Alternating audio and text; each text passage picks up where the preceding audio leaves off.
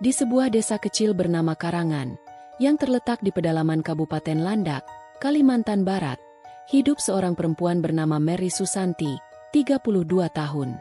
Ia seorang ibu dari 2 anak laki-laki yang masih duduk di bangku SD. Sejak suaminya meninggal akibat kecelakaan kerja 2 tahun lalu, Mary harus menghidupi keluarganya seorang diri. Pekerjaannya sebagai buruh penyadap karet hanya cukup untuk membeli beras dan garam. Daging, susu untuk anak-anak, mustel.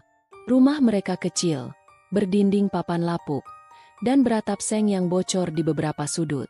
Saat hujan datang, Mary harus memindahkan tikar dan kasur ke sudut yang lebih kering.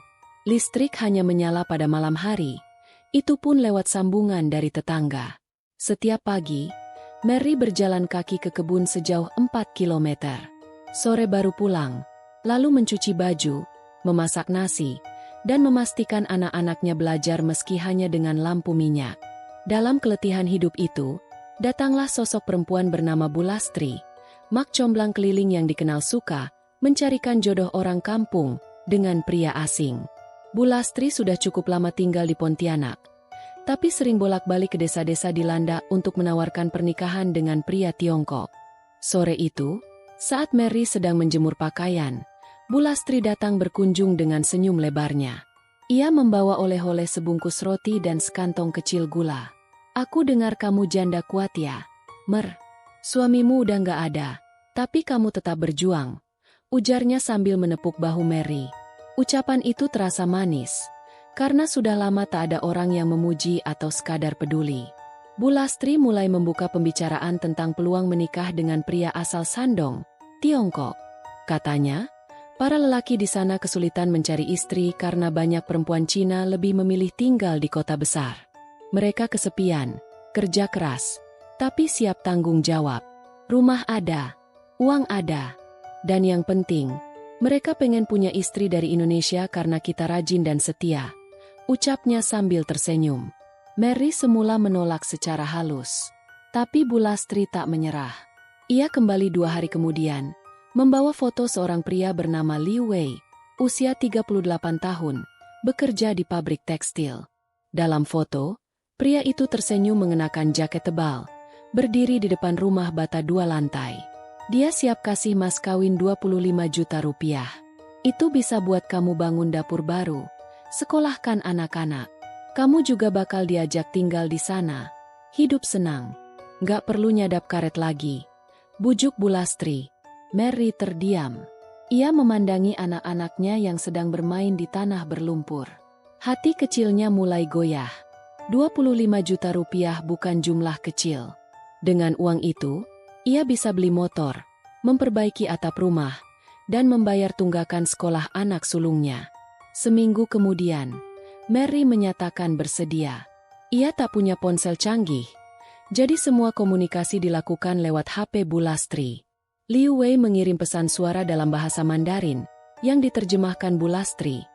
"Aku ingin membahagiakan kamu dan anak-anakmu." Mary hanya bisa tersenyum gugup. Proses administrasi berlangsung cepat. Bu Lastri membawa Mary ke Pontianak untuk mengurus paspor. Ia diminta menandatangani surat dalam bahasa Mandarin yang tidak ia pahami. "Ini cuma formalitas," kata Bu Lastri. Mary percaya saja. Ia juga diberi uang muka 2 juta rupiah untuk beli pakaian dan perlengkapan. Selama di Pontianak, Mary tinggal di rumah penampungan bersama 4 perempuan lain dari daerah yang berbeda. 1 dari Melawi, 2 dari Ketapang, dan 1 dari Sintang. Semuanya punya cerita yang mirip, hidup susah, anak banyak, dan janji surga dari pria asing. Mereka tertawa bersama, membicarakan harapan-harapan. Salah satunya bahkan berkata, "Kalau nasib kita berubah, nanti aku mau kirim uang ke ibu tiap bulan." Di ruang kecil itulah Mary merajut mimpi. Ia membayangkan dapur baru, anak-anak yang tak lagi kelaparan, dan hidup tanpa keringat dan luka getah karet. Ia mulai menyiapkan diri secara mental untuk menjadi istri dari orang asing, tak peduli beda budaya, bahasa, dan wajah. Namun, tak ada yang tahu, senyum dalam foto itu palsu, dan rumah bata 2 lantai yang ditunjukkan Liu Wei ternyata bukan miliknya. Mary tak sadar bahwa ia sedang masuk dalam perangkap rapi dari sindikat perdagangan orang yang bermodus pengantin pesanan. Hari keberangkatan semakin dekat. Mary mencium kedua anaknya yang dititipkan ke adiknya di Pontianak. Ia memeluk mereka lama sekali. "Mama pergi kerja ya? Nanti pulang bawa uang banyak," katanya, menahan tangis. Di Bandara Supadio, ia mengenakan jaket baru dan menggenggam koper kecil. Ia tidak tahu bahwa langkahnya menuju pesawat itu akan menjadi awal dari mimpi buruk di negeri orang. Hari itu, langit Pontianak tampak mendung ketika Mary Susanti menapakkan kaki di Bandara Supadio. Ia berdiri di antara 4 perempuan lain yang juga akan berangkat ke Tiongkok. Di tangannya tergenggam erat koper kecil berisi beberapa lembar pakaian dan sebotol minyak kayu putih. Warisan ibunya yang selalu dia bawa untuk perjalanan jauh. Mereka dikawal oleh Bu Lastri yang tampak sibuk mengatur boarding pass dan dokumen. "Ingat ya, kalian cuma bilang mau kunjungan keluarga. Jangan ngomong soal nikah, apalagi kerja. Nanti repot di imigrasi," katanya dengan suara setengah berbisik. Mary mengangguk saja. Kepalanya penuh kecemasan dan harapan yang bercampur jadi satu. Pesawat lepas landas pukul 8.45 pagi, transit di Jakarta, lalu menuju Guangzhou, Tiongkok. Dalam penerbangan panjang itu, Mary duduk di samping Leni, seorang ibu muda dari Ketapang yang meninggalkan 3 anaknya demi janji hidup sejahtera. "Kalau nanti kita bahagia di sana, mungkin kita bisa ajak anak-anak nyusul ya," kata Leni pelan. Mary hanya tersenyum, menahan perasaan campur aduk. Tiba di Guangzhou hampir tengah malam. Bandara tampak dingin dan sunyi, dengan petugas berpakaian tebal dan berbicara dalam bahasa yang tak dimengerti Mary. Seorang pria Tiongkok bertubuh pendek dengan jaket kulit hitam menyambut mereka. Namanya Chen Yong, perantara lokal dari pihak laki-laki. Ia membawa papan nama bertuliskan, Lastri Group. Chen langsung memisahkan kelima perempuan sesuai tujuan mereka. Mary dan Leni akan dibawa ke Provinsi Shandong, sedang yang lain menuju Henan dan Anhui. Mereka tidak diberi waktu istirahat. Setelah mengurus imigrasi, mereka langsung digiring ke minibus yang sudah menunggu. Perjalanan menuju Shandong memakan waktu hampir 10 jam. Mobil melaju menembus kabut tebal, melewati kota-kota kecil dengan papan nama bertuliskan huruf-huruf Mandarin. Tak ada pemandangan indah seperti yang digambarkan Bu Lastri. Semua serba asing dan membingungkan. Mary dan Leni ditempatkan di rumah penampungan kecil yang pengap, terletak di gang sempit. Tidak ada pemanas ruangan, hanya selimut tipis dan sepiring nasi putih dengan sayuran asam untuk makan malam. Mary mulai merasakan keganjilan. Ini jauh dari janji yang diucapkan Bu Lastri. Kalian akan disambut keluarga kaya, tinggal di rumah besar, ada dapur mewah. Besok paginya, datanglah pria yang dikatakan sebagai suami Mary, Liu Wei. Ia berbeda dari foto. Tubuhnya lebih pendek, wajah lebih tua, dan tampak kasar. Liu datang bersama ibunya yang langsung menilai Mary dari atas kepala sampai kaki. "Kurus sekali. Apa dia bisa kerja?" ucap sang ibu dalam bahasa Mandarin, yang diterjemahkan oleh Chen. Mary merasa seperti barang dagangan. Tak ada ucapan lembut atau pelukan hangat. Bahkan Liu tak menatap wajahnya langsung. Mereka hanya disodori surat dalam huruf Mandarin dan diminta membubuhkan sidik jari. "Ini surat nikah.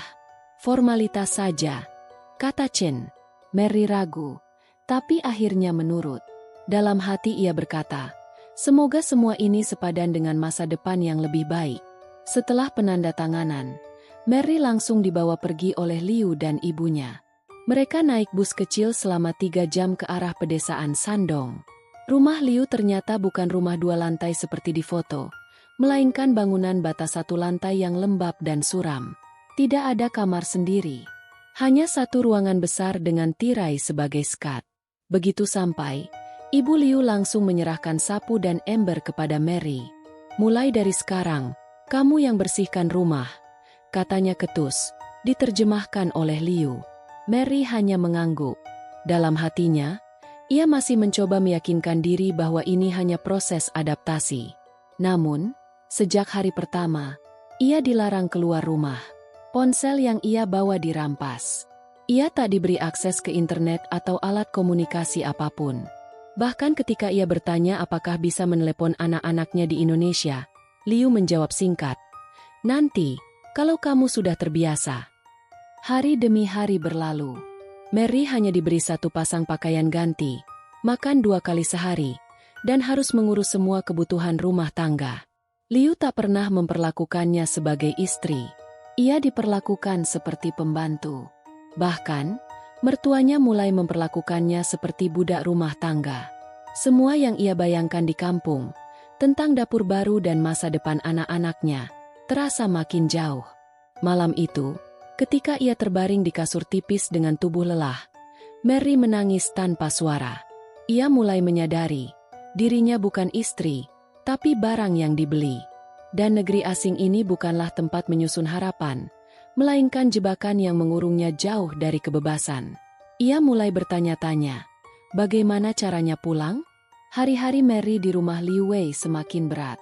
Ia bukan lagi perempuan yang berangkat dengan harapan besar dari Kabupaten Landak. Ia kini hidup dalam rutinitas yang nyaris tak manusiawi. Pagi sebelum matahari muncul, ibu mertua sudah membangunkannya dengan ketukan kasar di pintu. "Cepat bangun, kamu pelihara tidur terus," ujar sang ibu dalam bahasa Mandarin yang makin hari makin dimengerti Mary karena dipaksa mendengar umpatan yang sama berulang-ulang. Ia harus menyalakan kompor batu bara, menyiapkan air panas, mencuci pakaian seluruh keluarga, lalu menyapu halaman meski suhu pagi bisa menggigit sampai tulang. Liu Wei sendiri tak banyak bicara, tapi jelas tak menghargainya. Ia makan tanpa mengajak Mary duduk bersama, keluar rumah tanpa berpamitan, dan kembali hanya untuk memerintah atau marah-marah jika rumah dianggap tak bersih. 2 minggu berlalu. Tidak ada satupun ucapan sayang, tidak ada telepon untuk anak-anak, dan tidak ada bayangan hidup baru seperti yang dijanjikan.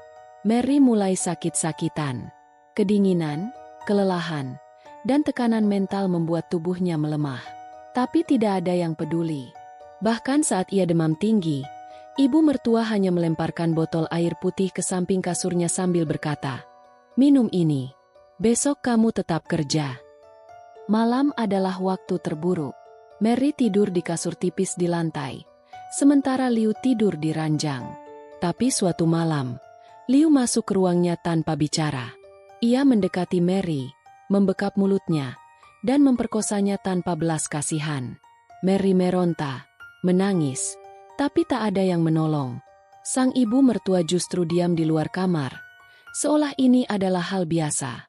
Pagi harinya, tubuh Mary penuh memar, tapi ia dipaksa bangun, memasak, dan mencuci seperti biasa.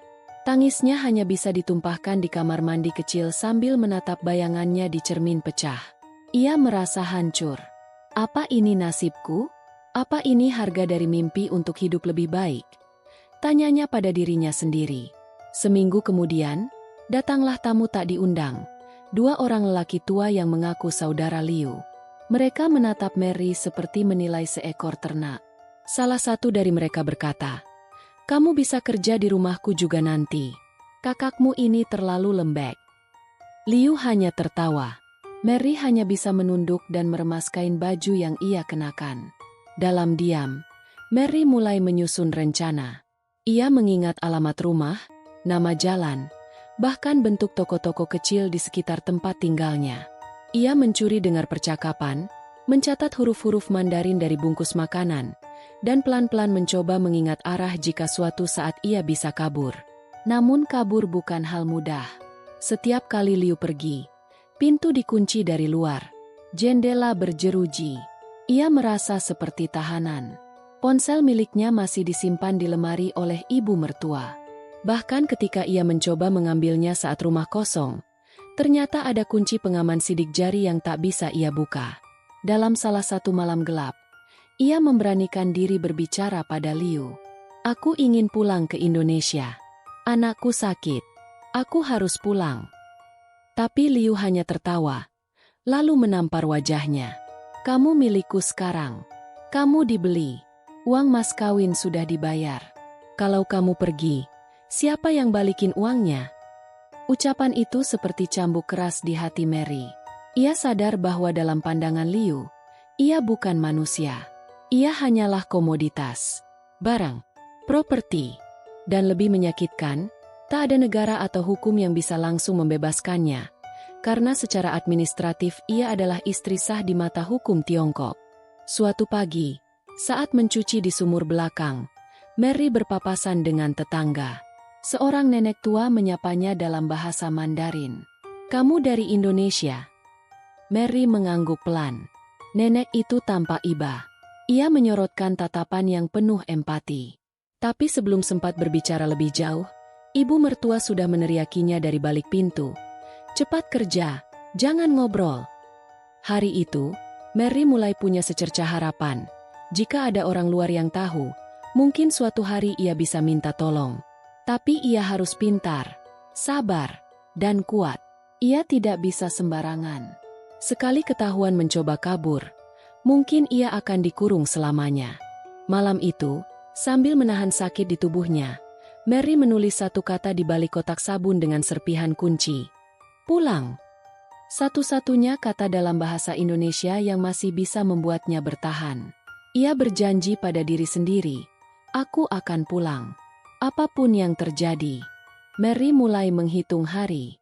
Sudah lebih dari 2 bulan ia berada di rumah Liu Wei, pria yang secara sah disebut suaminya, tapi lebih pantas disebut penyekapnya.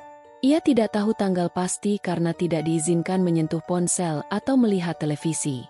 Setiap hari seperti salinan dari kemarin, penuh kerja paksa, pelecehan, dan siksaan batin yang perlahan melumpuhkan semangatnya. Tapi Mary bukan perempuan yang mudah menyerah. Sejak malam ia menuliskan kata "pulang" dengan goresan kunci di belakang kotak sabun. Ia mulai berlatih keberanian. Diam-diam, ia belajar menyesuaikan lidahnya dengan bahasa Mandarin. Ia perhatikan cara ibu mertua menyebut alamat rumah ketika menerima paket. Ia catat secara diam-diam di secari kain tua yang ia sembunyikan di bawah kasur jerami. Suatu siang saat sedang menyapu halaman belakang, ia melihat nenek tua tetangga lewat sambil membawa kantong belanjaan. Kali ini, ia nekat. Ia berlari pelan mendekat, lalu menyapanya dengan suara pelan. "Nenek, tolong saya." Dalam bahasa Mandarin terbata-bata. Nenek itu menoleh, tampak kaget. Namun sebelum sempat menjawab, ibu mertua sudah berteriak dari dalam rumah. "Kamu mau ngapain?" "Balik kerja." Nenek itu tak sempat berkata apa-apa. Mary kembali diseret ke dalam rumah dan dipukul dengan sapu hingga tangan kirinya bengkak. "Sekali lagi kamu bicara sama orang luar, aku akan kunci kamu di dapur selama seminggu," ancam ibu mertuanya. Tapi dari pertemuan singkat itu, Mary dapat harapan. Ia tahu bahwa tetangganya memperhatikan, mungkin juga mengasihani. Ia hanya perlu momen yang tepat. 2 minggu kemudian, momen itu datang. Liu Wei pergi ke kota untuk mengantar barang dagangan, dan ibu mertuanya tidur siang dengan nyenyak karena kelelahan. Pintu belakang yang biasa dikunci dengan rantai, hari itu hanya ditutup tanpa digembok. Mary tak menyia-nyiakan kesempatan. Dengan napas tertahan, ia keluar perlahan, menyeberangi gang sempit, dan menghampiri rumah nenek tetangga itu. Ia ketuk pelan-pelan. Nenek itu keluar, kaget dan gemetar melihat Mary berdiri di depannya. "Nenek, saya dari Indonesia. Saya dipaksa menikah. Saya mau pulang," bisiknya. Nenek itu tidak banyak bicara. Ia menunjuk ke dalam rumah dan memberi isyarat agar Mary menunggu. Tak lama, seorang pemuda keluar. Ia cucu si nenek, bernama Haulin, seorang mahasiswa jurusan hukum yang sedang libur kuliah. Dengan bahasa Inggris patah-patah, Haulin mencoba memahami cerita Mary. Ia menyalakan ponselnya dan membuka aplikasi penerjemah. Mary menceritakan semua.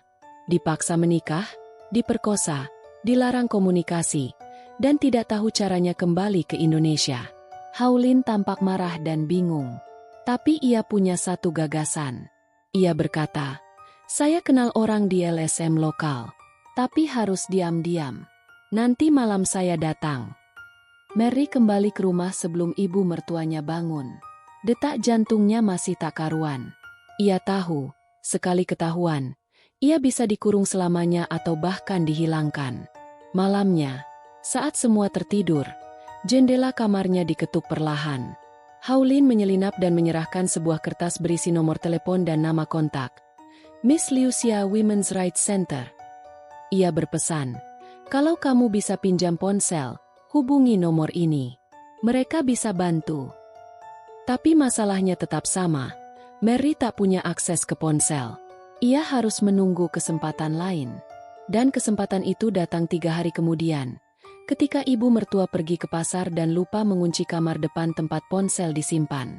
Mary masuk, mengambil ponsel itu, dan dalam waktu kurang dari 2 menit, ia menghubungi nomor tersebut lewat aplikasi pesan. Ia hanya kirim satu kalimat. Saya WNI, korban pengantin pesanan. Lokasi di Shandong. Butuh bantuan. Lalu ia cepat-cepat menghapus riwayat dan mengembalikan ponsel ke tempat semula. 2 hari kemudian, Mary mendapat pesan dari Haulin. Orang dari LSM akan kirim mobil dalam seminggu. Kamu harus siap kapan saja. Sejak itu, Mary hidup dalam ketakutan dan harapan yang bertabrakan. Setiap bunyi pintu membuatnya melompat. Setiap langkah kaki di luar rumah membuat jantungnya serasa berhenti. Akhirnya, pada suatu malam hujan, mobil putih berhenti tidak jauh dari rumah. Haulin mengetuk pintu dapur pelan. Mary sudah siap dengan tas kecil berisi satu pasang baju dan foto anak-anaknya. Ia berlari menembus hujan, masuk ke dalam mobil. Di dalam sudah ada 2 staf LSM lokal dan seorang penerjemah. Mary tidak sempat menangis. Ia hanya berkata lirih, "Tolong, jangan bawa saya kembali ke sana." Mobil melaju menjauh dari rumah itu. Tapi perjuangan Mary belum berakhir. Ia masih harus berurusan dengan imigrasi, kedutaan, dan proses hukum di 2 negara. Ia belum bebas. Tapi malam itu adalah langkah pertama menuju kebebasan. Dan di dalam hatinya, untuk pertama kalinya setelah 2 bulan, Mary bisa berkata, "Aku akan pulang dengan hidupku yang utuh." Mobil yang membawa Mary akhirnya berhenti di sebuah gedung sederhana bertingkat 2, di pusat kota kecil di provinsi Shandong. Di dinding depannya tertera tulisan, Women's Rights Center. Disinilah Mary ditampung untuk sementara, bersama beberapa perempuan lain yang juga menjadi korban kekerasan rumah tangga dan perdagangan manusia. Mary masih sulit mempercayai bahwa ia akhirnya bisa lepas dari rumah Liu Wei. Tapi ia tahu, ini belum akhir. Justru kini dimulailah perjuangan yang lebih pelik. Pulang ke Indonesia secara legal. Bukan semudah membalikan tangan. Di hari kedua, datang seorang perempuan parubaya bernama Liusia, aktivis LSM yang mengatur jaringan penyelamatan korban. Bersama seorang penerjemah, ia menjelaskan kondisi sebenarnya kepada Mary. Secara hukum, kamu adalah istri sah dari warga negara Cina. Pemerintah kami tidak bisa langsung mengeluarkan izin keimigrasian kalau belum ada dokumen perceraian, ujarnya. Mary menggeleng. Panik. Aku tidak punya dokumen. Aku bahkan tidak tahu kapan aku resmi menikah. Aku cuma disuruh pakai baju pengantin dan foto. Liusia mengangguk pelan. Itu yang sering terjadi. Banyak korban dinikahkan tanpa paham isi dokumen. Tapi pemerintah kita melihat itu sebagai pernikahan sah. Kami akan bantu. Tapi prosesnya panjang. Kamu harus bersiap. Beberapa hari kemudian, pihak KBRI di Beijing dikabari soal keberadaan Mary. Mereka langsung mengirim perwakilan lokal untuk melakukan verifikasi. Pak Hendro, salah satu staf KBRI, datang dan mewawancarai Mary secara mendalam. Ia membawa formulir, kamera untuk dokumentasi, dan lembar konsular. Namamu sesuai paspor. Mary mengangguk. Kapan kamu masuk Cina? 4 bulan lalu, lewat Guangxi. Saya tidak ingat tanggal pastinya. Tiket dan paspor saya diambil oleh calo. Calo siapa? Namanya Meling, wanita Indonesia yang tinggal di Pontianak. Dia yang bawa saya. Pak Hendro mencatat semua informasi itu. Lalu ia menjelaskan, kami bisa bantu memulangkan, tapi pemerintah Tiongkok meminta bukti perceraian, atau minimal surat pelepasan hak perwalian dari pihak suami. Tanpa itu, kami tidak bisa buat dokumen perjalanan darurat. Mary terdiam. Liu Wei tidak akan mau tanda tangan. Dia bilang aku miliknya. Liu Xia lalu bicara, kami akan siapkan pengacara. Kita ajukan gugatan perceraian. Tapi kamu harus bersabar. Prosesnya bisa berbulan-bulan. Setiap malam, Mary menangis di ranjang kecil di kamar asrama. Ia merindukan kedua anaknya yang kini tinggal bersama ibunya di Landak. Ia belum sempat kirim kabar. Ia takut kalau ibunya mengira ia sudah mati. Tapi ia belum menyerah. Sambil menunggu proses hukum, Mary belajar. Ia mengikuti kelas dasar bahasa Mandarin yang disediakan LSM. Ia juga diajarkan cara menulis surat resmi, cara mengenali dokumen, dan bahkan diajak berdiskusi dengan korban-korban lain yang punya nasib serupa. Di antara mereka, Mary bertemu Ratna, perempuan asal Lombok yang sudah 2 tahun tinggal di penampungan. Nasibnya mirip, dinikahkan dengan pria tua di Provinsi Henan, diperlakukan seperti pembantu, lalu kabur setelah nyaris mati dipukuli. Waktu aku kabur, aku bawa anakku juga. Tapi mereka rebut anakku, karena aku belum punya dokumen lengkap, kata Ratna sambil menahan tangis. Makanya kamu jangan pulang sendiri. Harus urus dokumen semua, biar kamu bisa bebas sepenuhnya. Nasihat Ratna menampar Mary keras. Ia sadar, pulang bukan sekadar kabur dari rumah Liu Wei. Ia harus menuntut keadilan. Ia harus melawan sistem yang membuat dirinya dan ratusan perempuan Indonesia terjebak menjadi pengantin pesanan. Setelah 2 bulan, proses hukum Mary mulai berjalan. Pengacara yang ditunjuk LSM berhasil mengajukan gugatan perceraian. Namun, sidang pertama gagal. Liu Wei tidak hadir. Dalam sidang kedua, Liu Wei mengutus pengacaranya untuk menolak perceraian. Alasannya, istri saya telah melarikan diri. Saya tidak bersalah. Saya ingin dia kembali. Dia menyiksa saya, teriak Mary dalam ruang sidang, lewat penerjemah. Tapi hakim hanya mengangguk datar, mencatat, dan menunda keputusan. Di luar sidang, Liu Xia menguatkan Mary. Jangan putus asa. Kamu sudah jauh. Kami akan terus bantu. Jangan khawatir. Kami juga kirim laporan ke KBRI dan ke Kementerian Luar Negeri Indonesia. Akhirnya, setelah sidang ketiga, hakim memutuskan bahwa pernikahan bisa dibatalkan karena tidak ada bukti persetujuan sah dari Mary saat pernikahan berlangsung. Hakim mencatat bahwa pengantin tidak memahami isi dokumen dan tidak mendapatkan penerjemah saat menandatangani surat nikah. Putusan itu menjadi titik terang. Pak Hendro dari KBRI segera memproses surat perjalanan laksana paspor, SPLP. Mary hanya perlu menunggu penerbitan izin keluar dari imigrasi Cina. Malam itu, Mary berdiri di balkon asrama, memandang langit Shandong yang pekat. Aku hampir bebas, bisiknya. Di tangannya, ia menggenggam foto 2 anaknya. Tunggu mama ya. Mama pulang sebentar lagi.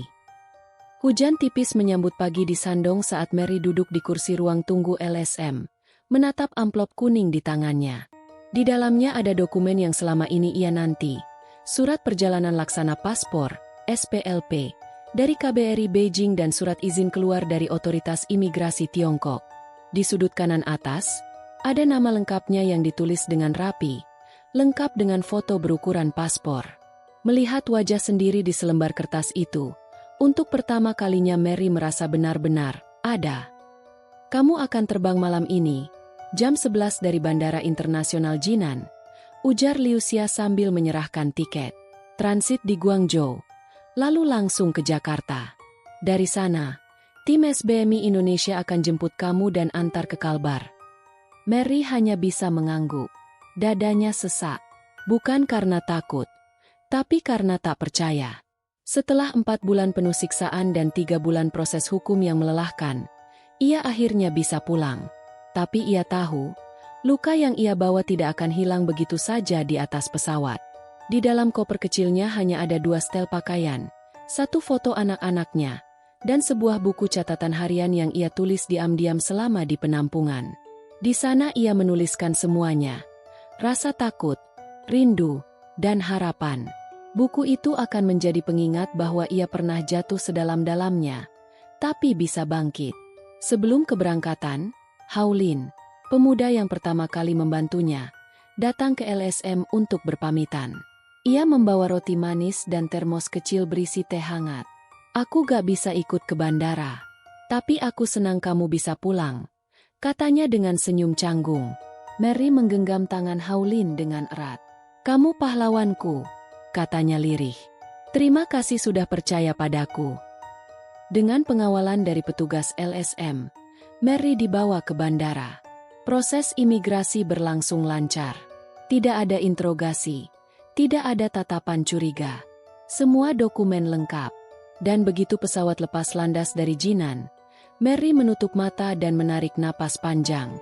Ia terbang menuju Indonesia, meninggalkan kenangan pahit di negeri asing yang pernah menjanjikan mimpi tapi justru memberinya neraka. Sesampainya di Bandara Soekarno-Hatta, ia dijemput oleh tim dari Serikat Buruh Migran Indonesia, SBMI, dan langsung dibawa ke shelter transit di Jakarta.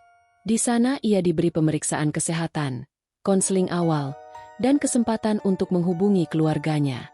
Dengan tangan gemetar, Mary meminjam ponsel staf dan menelepon ibunya. Butuh beberapa detik sebelum suara di seberang menjawab. "Halo, siapa ini?" "Mama." Suara Mary tercekat. "Ini aku, Mary." Hening sejenak, lalu terdengar suara isak tangis. "Ya Allah, Nak, kamu di mana? Kami kira kamu udah nggak ada. Anak-anakmu nanyain kamu tiap hari." Tangis mereka pecah, menembus ratusan kilometer antara Jakarta dan Landak. 3 hari kemudian, Mary diterbangkan ke Pontianak.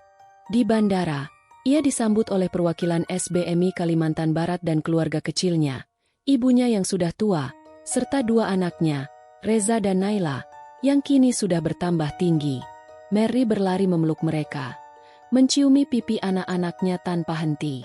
Reza memandang wajah ibunya dan berkata, "Mama kok kurus banget?" Mary tersenyum, air matanya tak bisa dibendung. "Mama capek, Nak, tapi sekarang Mama udah pulang." Selama seminggu pertama di rumah, Mary lebih banyak diam. Ia mengurung diri, sering terbangun tengah malam karena mimpi buruk. Suara keras atau langkah kaki di lorong membuatnya panik. Tapi SBMI rutin mengirim konselor trauma ke rumahnya. Mereka membantu Mary membangun kepercayaan diri kembali, langkah demi langkah. Di tengah pemulihannya, SBMI juga mengajaknya untuk berbicara dalam forum komunitas, membagikan kisahnya. Awalnya Mary ragu, tapi kemudian ia sadar, cerita yang menyakitkan ini bisa jadi pelajaran bagi perempuan lain agar tidak terjebak dalam mimpi palsu.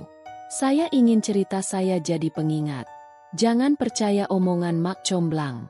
Jangan mau dijual atas nama cinta atau pernikahan," ujarnya dalam forum itu, dengan suara yang mulai mantap. Kisah Mary kemudian dipublikasikan oleh media lokal dan nasional. Ia menjadi salah satu simbol korban pengantin pesanan yang berhasil pulang dan bangkit. Namun di balik itu, Mary tahu, tak semua perempuan seberuntung dirinya. Masih banyak teman-teman senasib yang ia tinggalkan di shelter Sandong. Masih banyak yang belum sempat kabur, atau malah sudah hilang jejaknya. Ia bertekad akan terus bicara, akan terus menyuarakan kisah mereka. Dan saat malam tiba, saat angin Kalimantan berembus lembut di luar jendela, Mary menatap langit dan berbisik, "Aku pulang, tapi banyak yang belum sempat." 2 bulan telah berlalu sejak Mary kembali ke Landak. Tubuhnya mulai pulih, tapi batinnya belum sepenuhnya utuh. Meskipun trauma perlahan bisa dihadapi, satu hal yang tidak bisa ia lupakan adalah wajah mak comblang yang telah menyeretnya ke neraka. Mei Ling, perempuan asal Pontianak yang dulu ia percaya sebagai teman. Setiap kali melihat wajah anak-anaknya, Mary diliputi rasa bersalah. Andai saja ia tak tergoda janji manis Mei Ling, ia takkan meninggalkan mereka. Tapi penyesalan itu tak bisa mengubah masa lalu. Yang bisa Mary lakukan kini hanya satu, memastikan tak ada lagi perempuan di kampungnya yang jatuh ke lubang yang sama. Pada suatu sore, Mary diundang oleh SBMI Kalbar untuk menjadi pembicara di diskusi komunitas perempuan desa. Awalnya ia menolak, tapi dorongan dari Ratna, korban lain yang kini aktif sebagai relawan, membuatnya berubah pikiran. "Aku tahu kamu takut, Mer," kata Ratna. "Tapi kalau kita diam, Mereka akan terus cari korban baru. Mau sampai kapan? Di pertemuan itu, Mary berdiri dengan mikrofon di tangan. Suaranya gemetar, tapi matanya tajam menatap para ibu dan remaja putri yang duduk di balai desa. Aku pernah percaya dengan orang yang menjanjikan masa depan indah. Tapi kenyataannya, aku dijual, dipukuli, bahkan hampir mati. Semua karena aku ingin cepat kaya. Tapi semua itu bohong. Seketika suasana menjadi hening.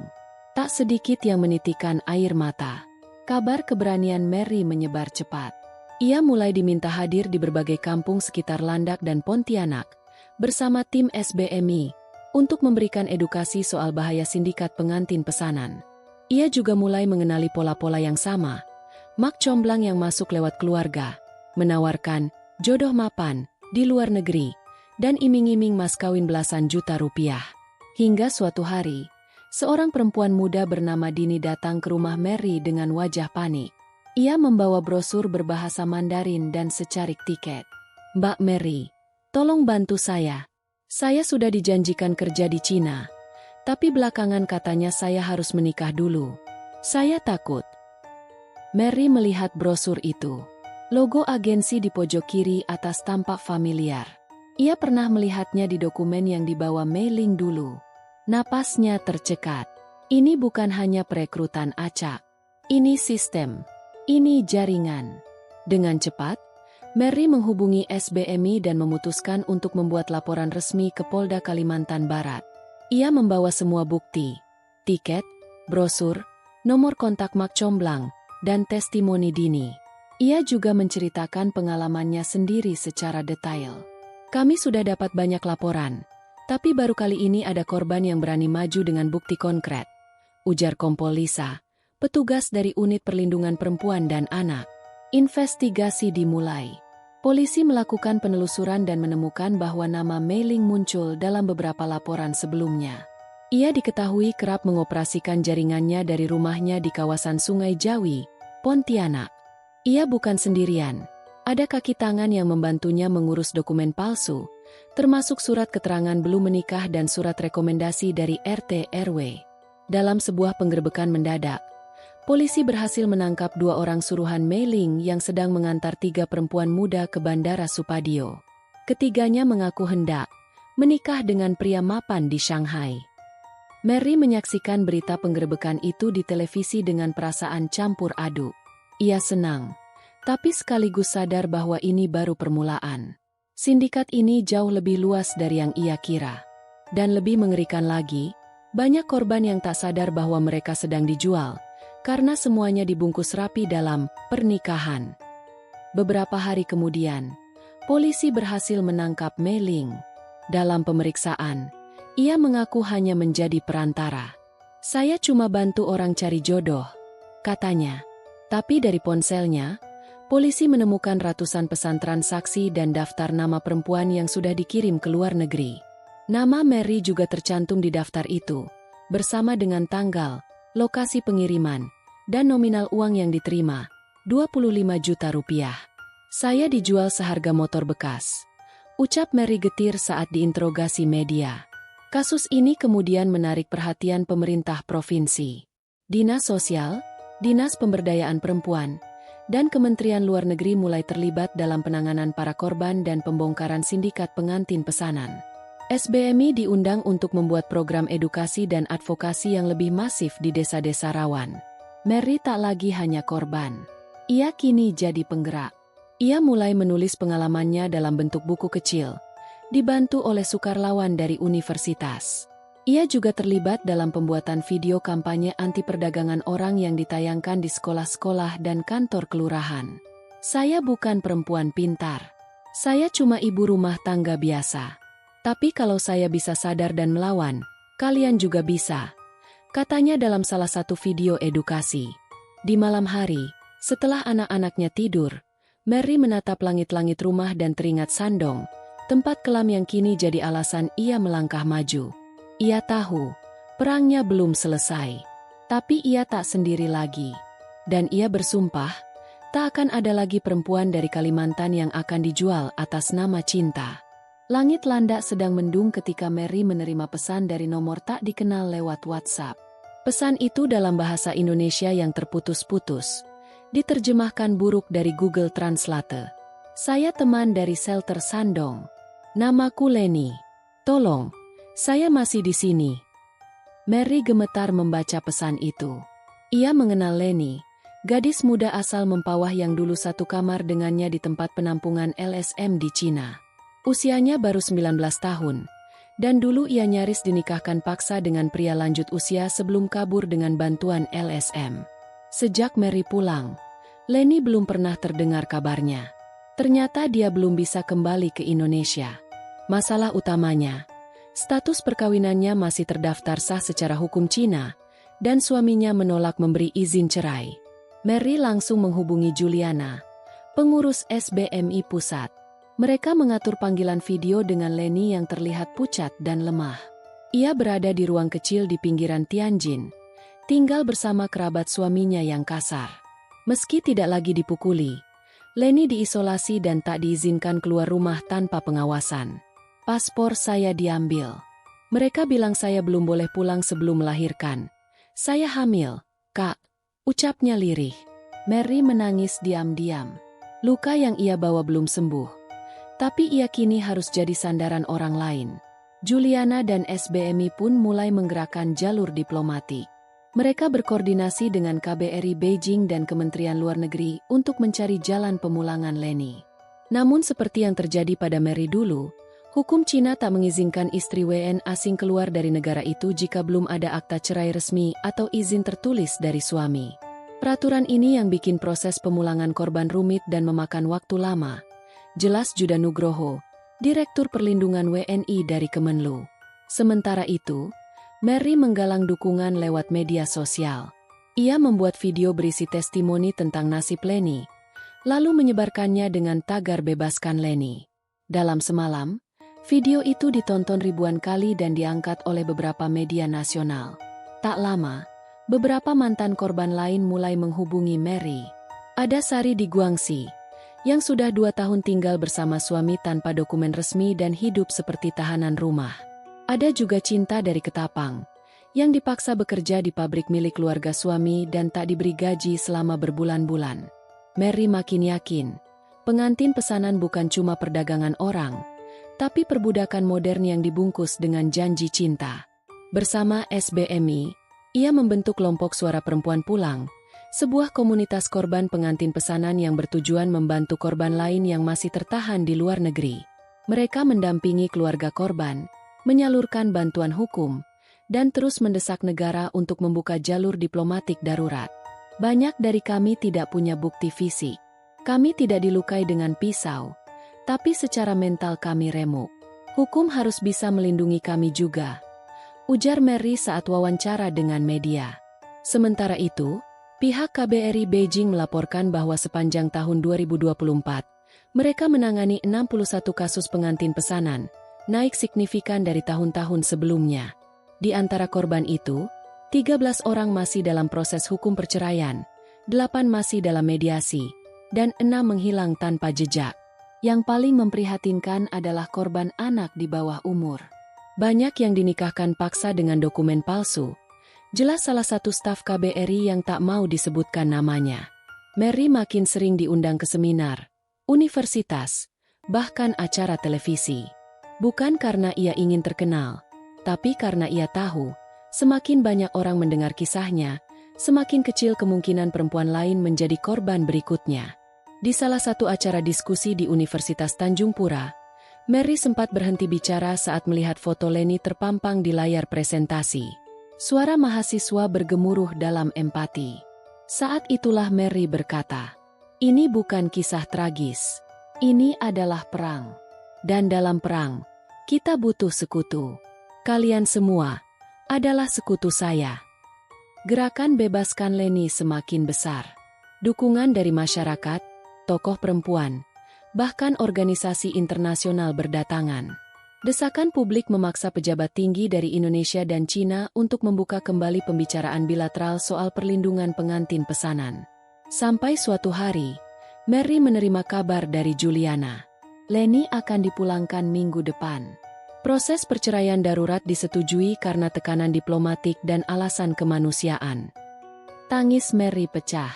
Ia memeluk ponselnya seolah sedang memeluk Leni. Di luar rumah, langit landak masih mendung, tapi hati Mary hangat. Ia tahu, jejaknya di negeri tirai bambu mungkin tertinggal selamanya. Tapi sekarang ia menapaki jalan baru, jalan harapan, jalan pembebasan. Hari itu, angin bertiup kencang di landak. Hujan baru saja reda ketika Mary mendapat panggilan dari Ratna, rekannya di SBMI. "Mary, kamu harus ke posko sekarang.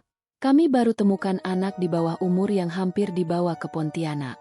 Namanya Citra. Umurnya 15 tahun. Mary langsung meninggalkan segala aktivitas dan meluncur ke posko. Di sana, di sudut ruangan beralaskan tikar, duduklah seorang gadis mungil dengan mata sembab dan tubuh menggigil. Ia mengenakan jaket lusuh dan memeluk ransel kecil di pangkuannya. Satu-satunya barang yang ia bawa. "Aku cuma disuruh ikut tante. Katanya mau kerja di toko pakaian," ucap Citra lirih. "Tapi kemarin aku dengar dia ngomong lewat HP. Katanya calon suamiku udah siap tunggu di bandara." Mary menahan napas. Ia tahu pola ini. Bujukan kerja, lalu digiring menuju jodoh pesanan di negeri asing. Tapi kali ini, korbannya masih anak-anak, dan itu membuat darahnya mendidih. Setelah ditenangkan, Citra mulai bercerita. Ia berasal dari desa kecil di perbatasan Landak dan Sanggau.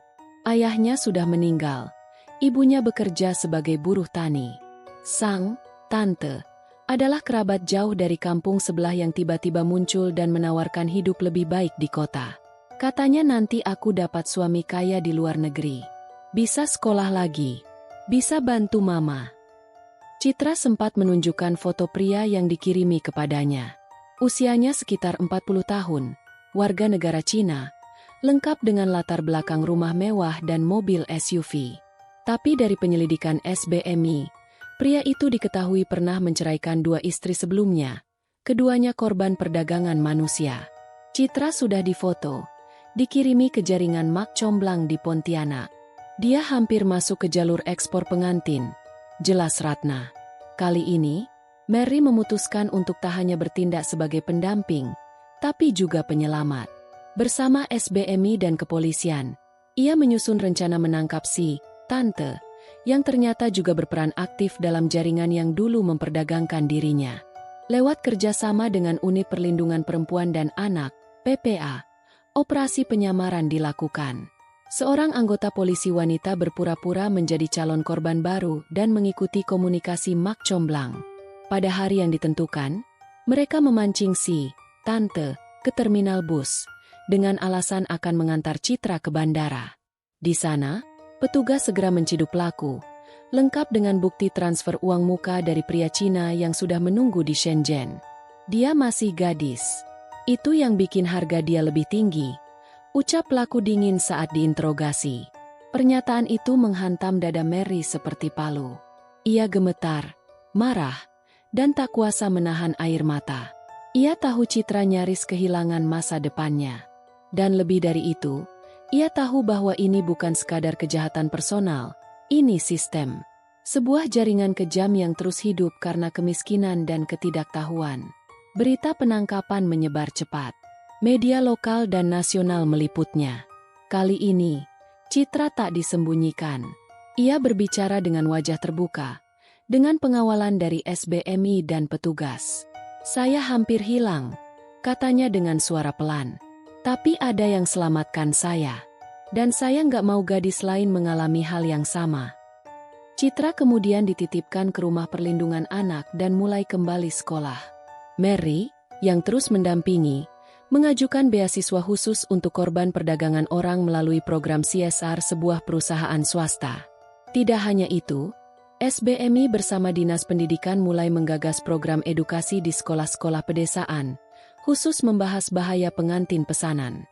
Mary ditunjuk sebagai mentor lapangan. Di kelas-kelas sederhana, ia berdiri di depan murid-murid SMP dan SMA, membagikan kisah nyata tentang Citra, dirinya, Leni, dan korban lainnya. Cinta itu nggak datang lewat tiket pesawat. Kalau ada yang janji nikah, kerja, dan uang banyak dengan mudah, kalian harus curiga. Murid-murid terdiam. Beberapa guru bahkan menangis saat mendengar kisahnya. Pemerintah daerah mulai terlibat aktif, dan sebuah peraturan desa disahkan. Larangan mak comblang atau pihak asing menjajakan jodoh ke luar negeri tanpa persetujuan resmi dan validasi dokumen. Hari itu, Mary merasa perjuangannya mencapai titik terang. Ia tidak hanya menyelamatkan citra, tapi juga menyelamatkan generasi. Di malam harinya, Mary duduk di teras rumah sambil menatap langit. Ia menggenggam ponsel dan menulis pesan kepada Leni, Sari, dan Cinta yang kini masih berjuang di Cina. Aku belum bisa jemput kalian, tapi aku perang di sini untuk kalian. Suatu hari nanti, kita akan menang bersama. Langit landak cerah malam itu.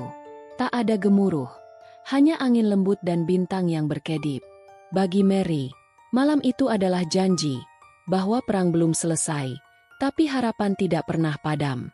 3 tahun telah berlalu sejak Mary pulang dari Cina. 3 tahun penuh luka, perjuangan, dan keberanian yang tumbuh di tanah asalnya, Kabupaten Landak, Kalimantan Barat. Kini, ia berdiri di depan gedung DPRD Provinsi, tidak lagi sebagai korban, tapi sebagai wakil suara para perempuan yang pernah dibungkam. Hari itu istimewa. Ratusan orang memadati ruang rapat terbuka. Di antara mereka, perwakilan dari Kementerian Luar Negeri, Komnas Perempuan, Organisasi HAM, LSM Internasional, hingga wartawan dari berbagai media.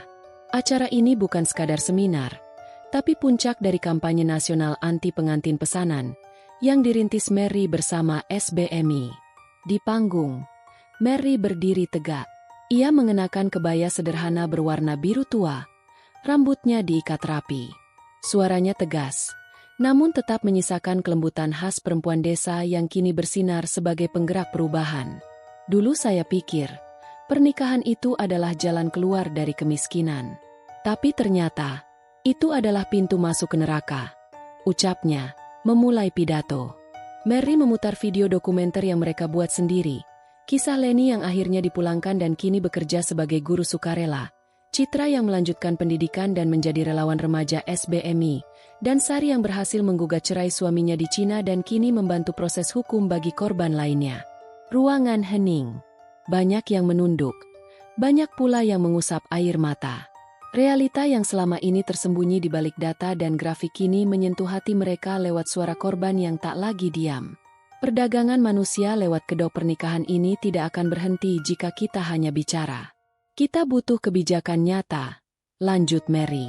Ia lalu membacakan 3 tuntutan utama. Regulasi khusus pengawasan mak comblang atau agen pernikahan internasional, termasuk sistem verifikasi dan sanksi pidana bagi perekrut ilegal. Pendidikan dan sosialisasi di sekolah-sekolah pedesaan tentang bahaya pernikahan lintas negara tanpa prosedur legal. Skema pemulangan darurat bagi korban yang masih tertahan di luar negeri tanpa harus menunggu proses perceraian formal yang memakan waktu lama. Semua tuntutan itu didukung dengan data valid dan testimoni korban. Presentasi Mary tidak hanya menggugah, tapi juga memberikan solusi konkret. Di akhir acara, seorang anggota DPRD perempuan menghampiri Mary dan berkata, "Saya akan dorong agar ini masuk dalam rencana legislasi daerah. Kamu dan para korban tidak boleh bicara sendirian." Hari itu menjadi titik balik. Pemerintah Provinsi Kalimantan Barat secara resmi mengesahkan program perlindungan perempuan dari perdagangan berkedok pernikahan, menjadikan Kalbar sebagai provinsi pertama di Indonesia yang memiliki aturan khusus untuk kasus ini. Dampaknya meluas. Kabupaten lain mulai meniru langkah serupa.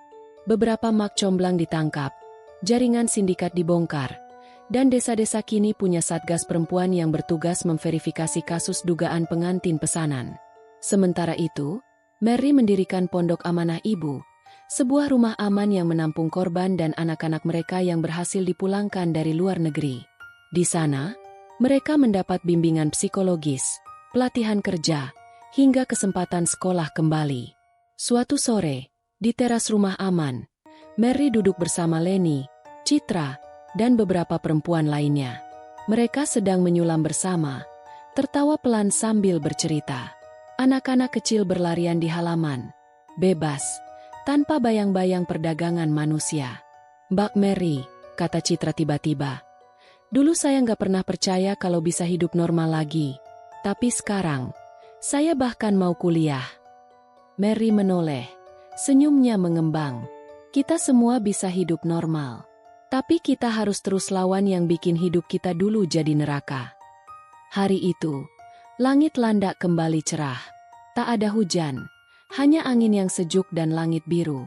Di tengah segala luka masa lalu, harapan tumbuh, bukan sebagai janji kosong, tapi sebagai bukti bahwa mimpi buruk bisa diakhiri dan perdagangan manusia bisa dihentikan, asal ada yang berani berdiri melawan.